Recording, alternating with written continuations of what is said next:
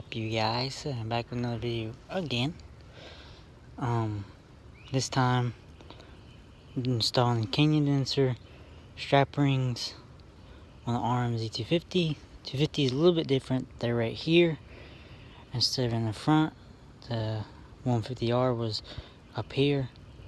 So I'm trying to interested in how these ones are really going to work out, honestly, because I didn't realize they were on the sides like that. But it might work out a little bit better. I'll just have to put them right here and angle them down. But I'm going to go ahead and install them and see how they look. So stay tuned. Alright. So these ones I mounted a little differently. Mounted them like this towards the front. Right there. So that's the canyon dancers on the RMZ.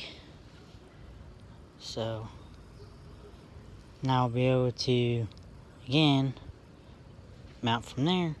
And for the RMZ, it was a whole mess we had to go through. We'd have to loop the strap around and put a loop and put the strap through the hook and make it tight on here, because this had these have fat bars, so it's a lot harder to do